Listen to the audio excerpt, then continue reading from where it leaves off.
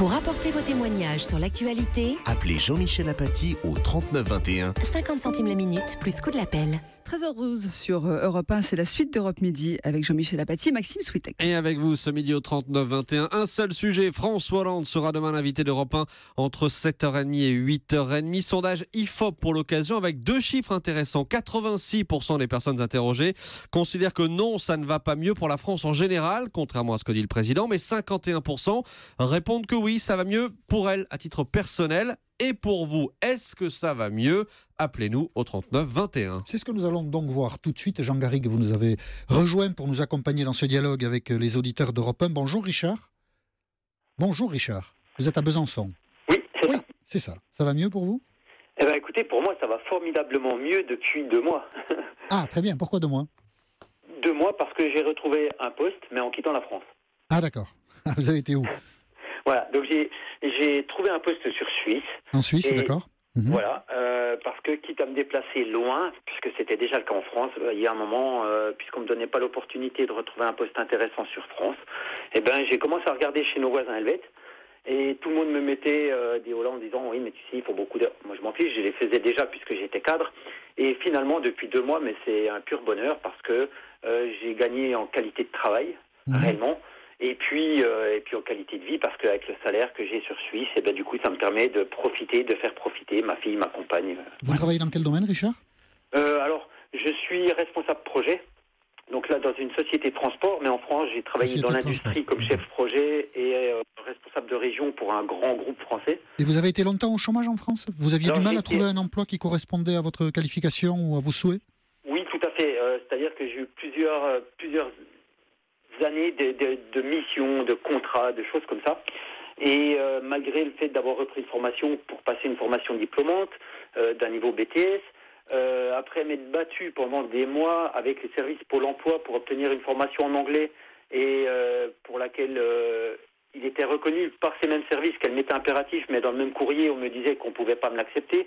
Enfin voilà, c'est juste, on marche sur la tête, c'est ubuesque. Et je pense que M. Hollande, et comme tous nos politiques, hein, je vais généraliser parce que je me pose pas ici ni de droite ni de gauche, juste on va dire d'un point de vue d'un Français moyen dans son petit village, il faudrait que nos politiciens sortent de leur tour d'ivoire et voient comment vivent les gens réellement. C'est pas juste avec 3 conseillers qui sont des pseudo avocats ou je ne sais quoi. Enfin, vous voyez ce que je veux dire. Oui, vous voulez dire qu'ils sont un peu coupés, de la réalité. Qui bouge pour nous. D'accord. Qui sont un peu coupés de la réalité. Si vous dites que ça va mieux pour vous, c'est parce que vous travaillez maintenant dans un autre pays que la France. Donc, sous-entendu, ça ne va pas mieux en France. Restez avec nous, Richard. Jean Garrigue, quand le président de la République dit « ça va mieux », il pense à la reprise qui est un petit peu là, à la consommation qui est un peu repartie, aux perspectives de croissance qui sont plutôt meilleures qu'elles ne l'ont été. Donc, de son point de vue, c'est pas faux, ça va mieux. Oui, il pense macroéconomie, non pas Macron-économie, parce que là, ça va moins bien pour lui. Mais il pense en termes de grands équilibres, en termes de croissance, etc. Mais c'est vrai que là, il y a un décalage énorme avec ce que vivent les citoyens. Et bon, en revanche, là, ce que nous dit ce monsieur, par exemple, c'est un des grands échecs, me semble-t-il, du quinquennat, et d'ailleurs des quinquennats précédents. Le chômage. Non seulement le chauffage, mais en l'occurrence la simplification administrative. On voit très bien la difficulté à retrouver un travail, créer une entreprise. Ça, c'est quelque chose, au fond, c'est plus facile à faire que résorber le chômage. Mais là-dessus, on ne voit rien venir. Vous avez raison, Jean Garrigue est le président de la République qui avait été sensible, puisqu'en 2013, il avait évoqué un choc de simplification. Exactement. Et on ne peut pas dire qu'on ait vu quelque chose venir. Voilà. La formule était là, mais la réalité n'a pas tout à fait suivi. Exactement. Donc, Richard, 2 mois de travail en Suisse, vous êtes content, c'est déjà pas mal, hein ? J'en suis ravi. Moi, j'ai une embauche, donc voilà, j'ai à nouveau des perspectives. Et je vais rebondir sur ce que vient de dire votre invité. Oui. Justement, dans l'idée d'essayer d'avancer, ce qui a été mon cas depuis très longtemps, j'ai créé à un moment une entreprise. Donc, je cumulais 2 emplois parce que j'avais pas assez pour faire vivre cette entreprise. Mais lorsqu'on voit la complexité, alors j'étais sous statut micro-entreprise, mais vous passez quand même à l'URSSAF. Vous avez alors je ne sais plus quel organisme s'est créé il y a 4 ou 5 ans, qui vous envoie des factures de choses à payer avant même que vous-même vous n'ayez pu gagner 1 centime pour votre entreprise. Je veux dire, je ne suis pas contre le fait de payer des impôts des choses, mais il faut laisser aux entrepreneurs le temps de s'installer un peu, gagner oui, de bien sûr. l'argent. Voilà. Oui, non. On Voilà. peut comprendre qu'il y ait effectivement quelques obligations administratives ou fiscales qui soient un peu décourageantes. Ça, absolument. Exactement, c'est exactement ça. Oui, parfois, je ne dis pas que tous les pays étrangers ont de bonnes choses, mais parfois il y a de bonnes solutions et faudrait peut-être S'en inspirer un peu. s'en inspirer. Voilà. Merci beaucoup, Richard, Bonne journée. pour votre appel au 3921. Je vous souhaite une bonne journée. Maxime. Oui, je voulais vous signaler le message d'Annick sur la page Facebook d'Europe 1. Annick qui ne comprend pas que 86% de personnes soient mécontentes aujourd'hui. Elle dit ceci, mais mécontente de quoi? Je m'aperçois que les Français roulent dans des voitures de plus en plus chères, continuent d'acheter des appartements, des maisons, ils partent en vacances, ils ont tous un téléphone portable, Internet, ils ont la sécurité sociale qui rembourse leurs soins en cas de maladie. Le Français est un râleur patenté et ne sait pas se contenter de ce qu'il a. Qu'est-ce que vous pensez de ça, Jean Garrigue? Alors, c'est vrai qu'il y a une vraie tradition de mécontentement social. C'est une tradition qui a souvent débouché sur des révolutions au 19e siècle. Bon, C'est un tempérament, on râle. c'est un tempérament, ça, c'est Jamais incontestable. Et c'est vrai aussi que les économistes vous diront que globalement, la société française, elle s'enrichit, elle progresse, mais on voit aussi que les écarts se creusent. Et c'est ça qui choque les Français, parce qu'ils sont évidemment très attentifs à la valeur d'égalité. C'est une notion fondamentale, elle est dans notre devise républicaine, et c'est là que se passe fondamentalement, me semble-t-il, le hiatus, enfin le décalage. Bonjour, Julien. Oui, bonjour. Vous êtes à Venanceau, en Vendée. Oui. Pour vous, alors, ça va comment? Mieux, pas mieux? Alors, moi, j'ai 40 ans. Ouais. Je suis à mon 3e métier. Oui. C'est-à-dire que j'ai été... alors, ça va pas mieux du tout. Oui, vous avez été? Allez-y. Alors, j'ai été maçon pendant plusieurs années. D'accord. J'ai dû arrêter parce que les banques ne suivaient pas. C'était l'époque de la crise. Maçon à votre compte, vous voulez dire artisan? Voilà, D'accord. j'étais maçon à mon compte. Ouais. Après, j'étais éleveur. Alors, on avait quand même une concurrence. Il fallait qu'on s'aligne sur des prix qui n'étaient pas forcément faisables. Donc, les entreprises et les banques ne suivaient plus à cette époque. Mhm. Après, j'ai été 11 ans dans l'agriculture. Ouais. J'ai dû arrêter l'agriculture parce que il y a eu un problème de TVA dans les chevaux. Et donc, une promesse de l'Europe de passer la TVA de 5 à 7. Donc, j'ai dû fermer Vous avez arrêté, mon d'accord. exploitation agricole. Ouais. Et la MSA, à cette époque, ne me proposait qu'un stage dans une chèvrerie rémunérée. Donc, il a fallu que je me forme. C'est le mutuelle agricole, la MSA, c'est ça? Voilà. D'accord. Il a fallu que je puisse me faire une formation, que je me suis autofinancé en empruntant à ma famille. Ouais. Maintenant, je suis dans le transport routier. Ouais. Et je m'aperçois qu'il y a des Polonais qui roulent avec 20 mètres cubes, avec un petit camion de 20 mètres cubes, qui dorment dans les bennes. C'est vraiment de l'esclavage. Et je m'aperçois qu'en fait, le problème de la base, c'est cette Europe d'une oligarchie financière, et pas une Europe des peuples. L'Europe qu'on m'avait vendue, c'est pas du tout ça. Alors, qui les a vendus, c'est l'oligarchie. Pour moi, on n'est pas en démocratie. Donc non, ma situation ne va pas Mais là, bien. vous êtes au chômage, là. Je êtes au chômage fais de l'intérim Vous faites de routier, voilà, D'accord. depuis 4 ans. Pas d'embauche Je en fais- vue, pas quelque chose comme ça qui Voilà, non, stabiliserait rien la parce situation. que Et vous en dans le cherchez métier Pardon Vous en cherchez une embauche ou la situation oui, d'intérimaire? oui, bien sûr, d'accord. mais vous savez, dans le Mhm. transport routier, une fois qu'on a le permis pour rouler, il nous faut beaucoup de spécifications, comme l'ADR, c'est encore un billet de 1000, comme les CACES. Les entreprises n'embauchent pas si on n'a pas la panoplie Ouais. du parfait routier de A à Z, le petit poids lourd, la FIMO, le super lourd, ainsi de suite. Donc, D'accord. pour me relancer, moi qui avais quand même de quoi vivre entre... j'ai 2 enfants, j'ai une maison, enfin bon, la MSA veut faire vendre une maison pour 8 000 € de dette. C'est un mois de salaire d'un ministre. Moi, je comprends pas. 5e République à 40 ans, non, c'est pas possible. D'accord. Donc pour vous, Julien, une situation difficile et pas le sentiment que les choses Ouais, s'arrangent. puis pas que ça s'arrange, parce que vous voyez, le matin, on écoute la radio, on écoute du Bolloré, on achète Ouest France, on achète Bolloré, on regarde France 2 ou Canal, c'est Bolloré. Donc France 2, c'est on Bolloré, laisse pas les gens s'exprimer réellement. Nuit debout, c'est un bon événement. Et il faudrait qu'on ait des Étienne Chouard un peu plus souvent, et puis des Sylvain Baron et des Thierry Borne. Ok, merci beaucoup Julien. Je vous souhaite une bonne journée en Vendée. Je vous souhaite de trouver du travail puisque vous en cherchez. Jean Garrigue, ce qui pèse quand même sur la psychologie collective, c'est quand même l'échec sur le chômage parce qu'il y aurait beaucoup moins de chômeurs, une capacité à retrouver du travail quand on en perd, parce que ça c'est la vie de l'économie, ça irait quand même beaucoup mieux dans les têtes. Oui, mais en même temps, le chômage de masse, c'est pas d'hier, c'est quelque chose qui date de 40 ans. Bien sûr. On dit même parfois que c'est un choix. En France. Voilà, pas un choix raisonné, mais la résultante de choix faits en matière de politique sociale. Si on compare avec les choix qui ont été faits en Allemagne depuis les années 90, de petits jobs moins rémunérés, etc. Bon, ça reste effectivement dans l'inconscient collectif quelque chose de fondamental. Je suis frappé qu'on n'ait pas aussi de réflexion autour de la fiscalité, puisqu'on parle beaucoup de ce poids de la fiscalité qui sur les entreprises et sur les personnes, qui touche beaucoup, particulièrement ceux qui, les couches moyennes, etc., qui sont parmi les plus rétives à la présidence Hollande. Mais c'est vrai que le chômage reste quand même l'enjeu majeur. Je voudrais quand même souligner là ce qui apparaît aussi, c'est l'Europe. La question européenne, c'est quand même, ça devrait être l'enjeu majeur des prochaines élections, et on n'en parle pas tellement. Mais finalement, la méfiance est beaucoup montée, on le voit à travers le témoignage de Julien. Aujourd'hui, c'est plutôt l'Europe est un peu responsable de tout, y compris des réformes que nous n'avons pas faites et que nous ne ferons pas. C'est là-dessus que surfe le Front National, mais ça pose vraiment le problème d'un nouveau projet européen. Repenser l'Europe, c'est quand même quelque chose de fondamental. Bonjour Régis.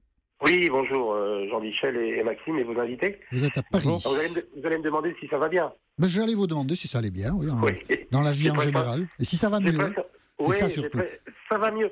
Moi, je pense, là, c'est un petit peu en amont la question, je pense que ça commence à aller mieux. Voilà. Et si je rejoins les 86% de Français qui ne sont jamais contents, alors que je pense que François Hollande, il a pris une situation 2012 qui n'allait pas se régler d'un coup de baguette magique en 3 mois. Je pense qu'il faut du temps au temps. On a oublié, respect pour Jacques Chirac, bien évidemment, le dernier quinquennat de Jacques Chirac qui n'a pas été formidable. On a oublié le quinquennat de Nicolas Sarkozy. Certes, il y a eu la crise, mais en janvier 2008, il n'y a pas de crise, il nous dit les caisses sont vides. On oublie tout cela. Le Français oublie un petit peu les années auparavant. Donc je ne pense pas que François Hollande, il s'est dit, tiens, je prends le pouvoir, je vais les ennuyer, je vais leur mettre des taxes, les personnes âgées vont repayer les impôts. Non, à un moment, stop.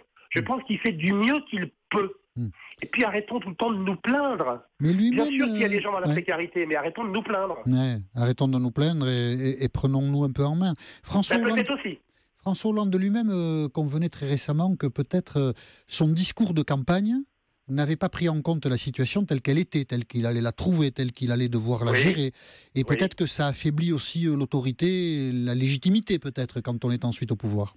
Oui, mais Jean-Michel, justement, là, ça tombe très bien. J'étais en train de penser, en attendant sur le téléphone, j'étais en train de penser qu'au lieu de faire un audit, des fois, après l'élection, il serait bien de faire l'audit dès le mois de janvier-février, ce qui permet dans les meetings après de dire « je vous fais pas telle promesse, on est dans le rouge, je vous fais telle promesse, on est dans le vert ». Le problème, c'est que quand François est arrivé au pouvoir, s'il avait fait, alors dans l'urgence, un audit, on aurait vu l'état de la France financièrement. Fiscalement. Le problème, c'est qu'ils arrivent, ils font des promesses. Bah oui, mais le problème, c'est que les gens ont cru au mois d'août 2012 qu'il allait raser gratis. Eh ben non. C'est là l'erreur, tout à fait. Restez avec nous, Régis. Ce que dit Régis me fait penser à une proposition qui est un peu passée inaperçue la semaine dernière de François Bayrou, qui dit il faudrait que la Cour des comptes expertise les promesses de chaque candidat. Et qu'on nous dise, ce qui est une autre façon de faire un audit, qu'on nous dise en regard de la situation économique et budgétaire du pays, ce qui peut paraître crédible ou pas. Alors, j'imagine que la Cour des comptes ne jouerait pas ce jeu, mais c'est vrai que ce que dit Régis, et donc ce qu'a dit François Bayrou, se recoupe. On est à la recherche de quelque chose qui soit un peu objectif dans le débat politique.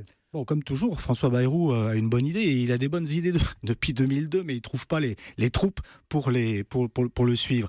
Mais ça pose le problème du parler vrai en politique. C'est vrai que Jacques Chirac avait promis la résorption de la fracture sociale. 95, on a eu 95. Nicolas Sarkozy avait promis une sorte de révolution néolibérale. On n'a rien vu venir. Et François Hollande nous avait promis ses attaques contre la finance. Et puis, on a bien vu qu'ensuite, ça a été le CICE. Donc, voilà, là, il y a il y a aussi, on est dans un décalage, et forcément, il y a 86% des Français qui se disent, on nous raconte n'importe quoi. Ça, la confiance n'existe pas. Il n'y a pas de confiance dans ces conditions. Et très souvent, on voit très bien que comment dirais-je, ce clivage, ce fossé se creuse très très vite dans les premiers mois d'une présidence, parce qu'il y a un décalage entre la campagne électorale et ce qui est fait de manière réelle. Régis, rapidement, vous aimeriez que François Hollande soit candidat au nouveau mandat ? Écoutez, s'il est candidat, pourquoi pas, parce que je pense qu'il faut au moins 7 ou 8 ans pour réformer un pays. Je signale qu'au passage, c'est un quinquennat qui a eu énormément de réformes par rapport aux 20 dernières années. Alors, ne me demandez pas une réforme, parce que là, par contre, de ce côté-là, je suis dans le rouge. Oui. Mais j'ai entendu dire chez votre ami Calvi l'autre soir que c'est un quinquennat jusqu'à maintenant 4 ans. On n'est pas encore à 5 ans. Hein. 4 ans. 4 ans, oui. Mais ma question, c'est est-ce que vous aimeriez qu'il soit candidat de nouveau ? Oui, ça me dérangerait pas une seconde, pas plus qu'un autre. En tout cas, il a une sympathie. J'ai une confiance pour lui. Vous savez, il faut déjà que ça dégage une sympathie, un bonhomme. D'accord. Et je pense qu'il va mettre tout le monde d'accord. Vous savez, comme Mitterrand en 88, il va mettre tout le monde d'accord. Bon. Voilà, je pense. Vous allez l'écouter demain matin ? Bien sûr, et je lui poserai bien une question, justement. Allez-y. Je pensais que vous soyez là demain avec Jean-Pierre Elkabbach. C'est simplement, la question, c'est si vous vous représentez avant, faites un audit de la France, qu'on sache où on va, et après on vous fait confiance. Voilà, tout simplement. On lui passera le message. Il vous en prie, passez une bonne journée, cher ami. Merci Régis, bonne journée. Oui, Jean Garrigue. Oui, juste 2 secondes. François Mitterrand, il était bien plus haut que 16% dans les sondages à la veille des élections de 88. Et puis il avait un atout que n'a pas François Hollande, il était en cohabitation, et donc il était le premier opposant à celui qui gouvernait. Et qui endossait la responsabilité de ce qui se passait mal.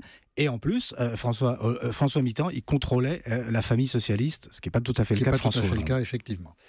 Nous allons marquer une petite pause et nous nous retrouvons sur l'antenne d'Europe 1 pour évoquer le passage demain matin de François Hollande sur l'antenne d'Europe 1. 7h30, 8h30, la question du jour, est-ce que ça va mieux pour vous ? À tout de suite. Pour apporter vos témoignages sur l'actualité, appelez Europe 1 au 39 21. 50 centimes la minute plus coût de l'appel. Europe 1, 13h31, la suite d'Europe Midi avec Jean-Michel Apathy et Maxime Switek. Et à l'occasion de la venue demain du président de la République sur Europe 1 entre 7h30 et 8h30, nous parlons avec vous au 39-21 de la phrase du président « Ça va mieux aujourd'hui en France ». Je vous signale à l'instant, Jean-Michel, cette déclaration d'Arnaud Montebourg au Montbeuvray. Oui. Arnaud Montebourg qui lance un appel pour construire un grand projet alternatif pour la France. Ça veut dire quoi ? Je ne sais pas. Ça veut dire 2017 sans doute. Et vous pensez qu'il va être candidat ? Il ne le dit pas ça. Vous me posez la question à moi ? Oui, je vous pose la question à vous, C'est vous le Maxime. spécialiste, c'est pas moi. Mais non, mais je vous demande votre avis. Vous avez écouté, moi je discutais avec les auditeurs. Je vous l'ai dit, je pense qu'il a des fourmis dans les jambes. Un grand projet pour la France. Voilà ce que veut Arnaud Montebourg. Bonjour Jordana. Bonjour. Vous êtes à l'Orgue dans le Var. Voilà. Ça va mieux ? Ça va pas du tout, quoi. Ah, vraiment. Qu'est-ce qui va pas ? Ce qui va pas, c'est que avant, je travaille. Là, je travaille en ce moment. Je travaille pour une mairie, la mairie de mon village. D'accord. Donc, j'enchaîne des petits contrats précaires. Oui. Je suis ramenée à fin juin à ne plus avoir de contrat, donc à me retrouver au chômage. Ça fait 2 ans et demi que je travaille pour cette mairie. Et quoi, là, ils font des économies, ils ont des obligations de supprimer des contrats comme le vôtre ? Voilà, économiques, sûrement. D'accord.